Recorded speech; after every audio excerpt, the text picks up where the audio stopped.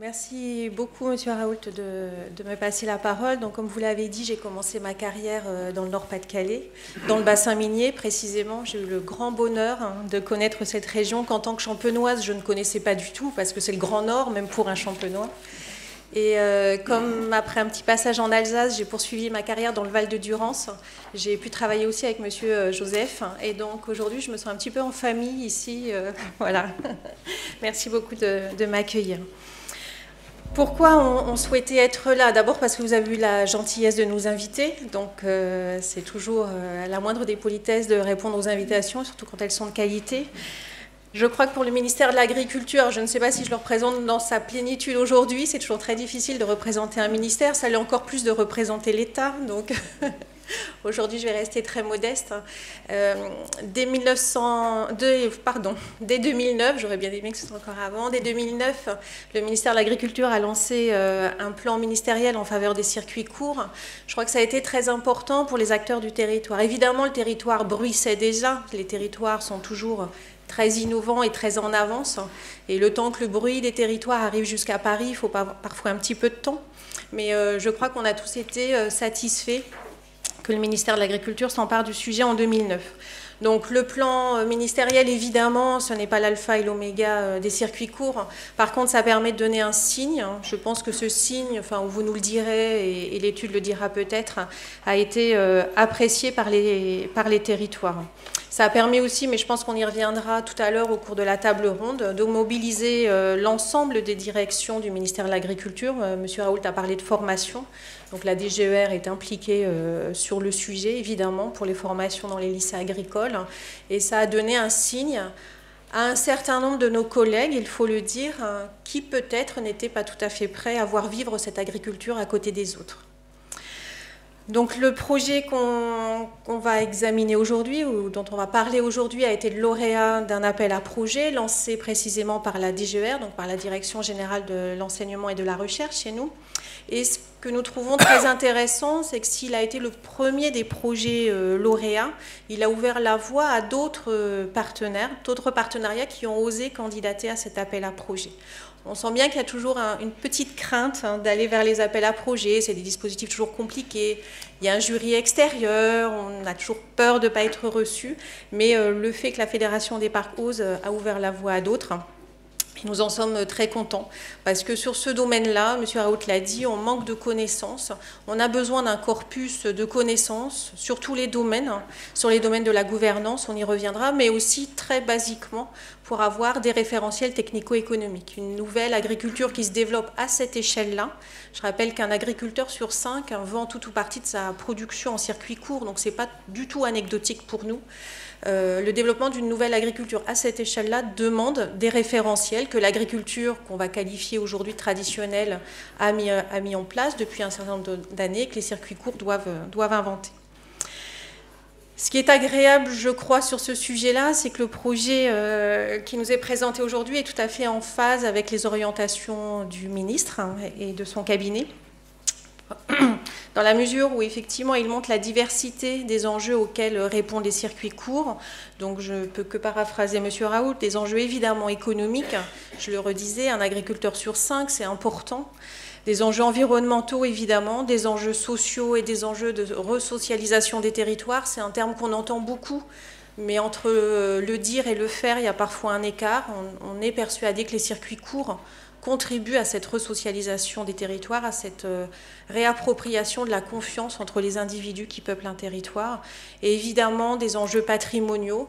L'alimentation française est connue et reconnue. Encore faut-il qu'elle existe vraiment et faut-il la faire vivre au quotidien.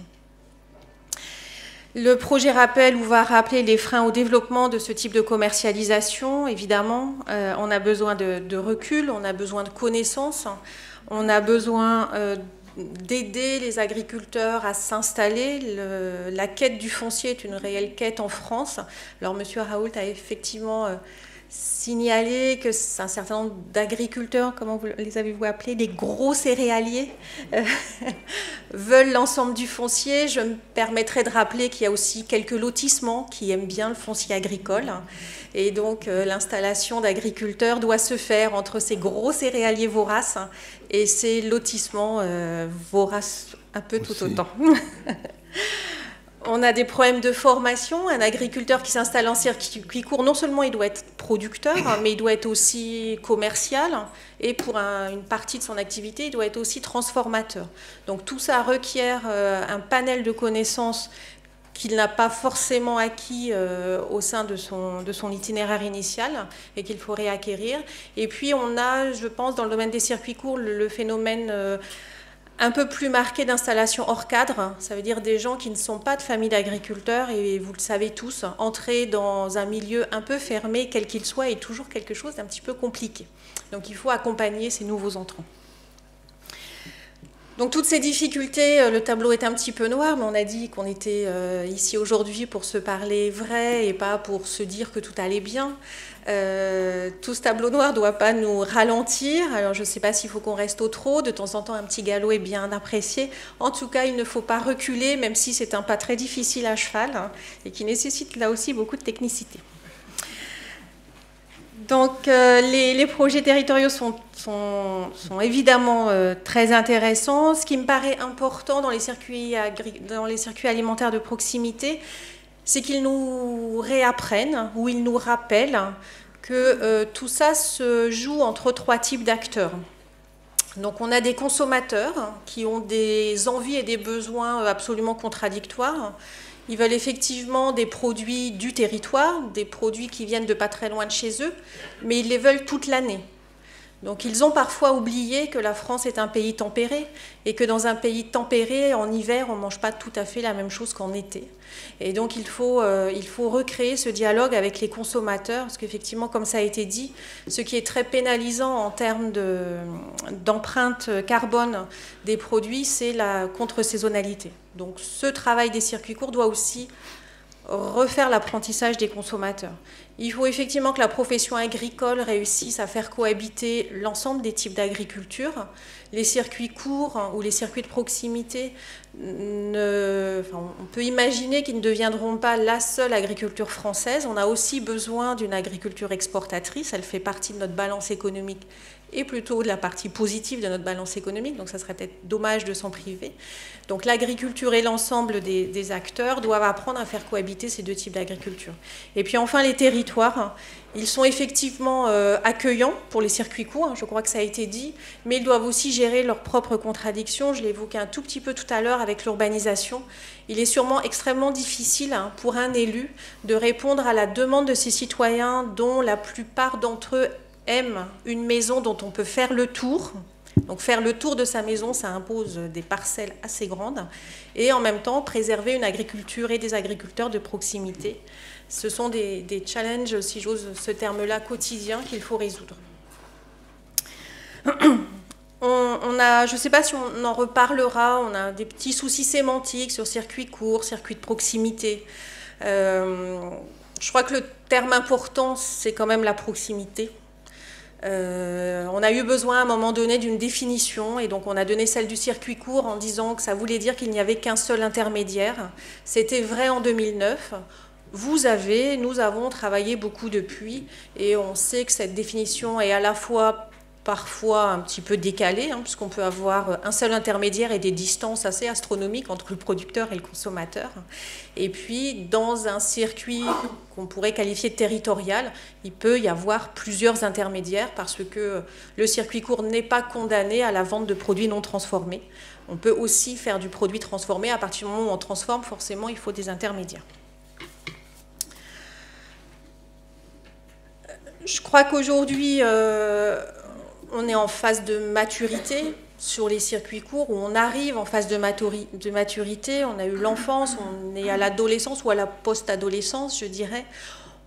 On a collectivement, je pense, compris qu'il fallait qu'on réfléchisse à une gouvernance alimentaire locale afin de catalyser l'ensemble de ces forces vives des territoires et d'essayer de trouver des synergies là où parfois il peut y avoir tension.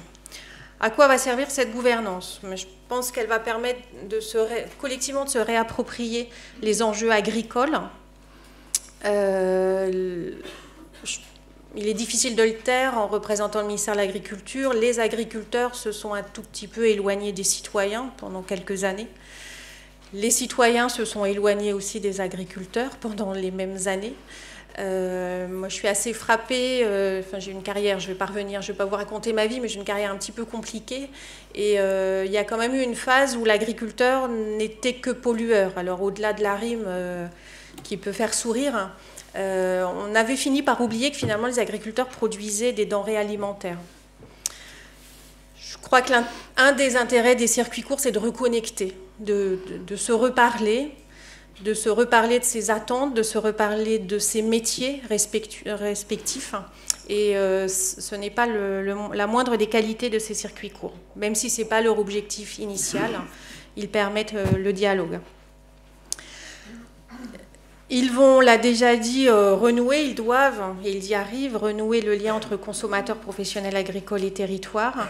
Et puis, ils vont innover forcément, parce que quand on se parle, on se rend compte qu'au lieu d'être installés les uns à côté des autres, on peut être complémentaires et aller dans la même direction. Et ces circuits courts, ces circuits de proximité sont là aussi pour parler des complémentarités qui existent entre tous les habitants d'un territoire, les échanges qui sont possibles. Et éventuellement, avant d'aller chercher des denrées, des biens, des services à l'extérieur du territoire, on peut peut-être déjà échanger entre nous sur un même territoire avec un énorme intérêt vis-à-vis de l'environnement, et M. Araout l'a dit. Il ne s'agit pas de se déconnecter, il ne s'agit évidemment pas de vivre en autarcie, mais il y a très certainement des biens, des services qu'on peut d'abord échanger entre les territoires avant d'aller les chercher à l'autre bout du monde. Dans tous ces domaines et dans le cadre de ces compétences dont vous avez tous lu dans les journaux qu'ils sont en train fortement d'évoluer, avec les moyens qui sont les siens, et vous avez aussi tous lu dans les journaux qu'ils sont en train d'évoluer, l'État, évidemment, accompagnera les circuits courts, les circuits de proximité avec tous les outils qu'il a à sa disposition. Je vous remercie et je vous dis à tout à l'heure pour la table ronde.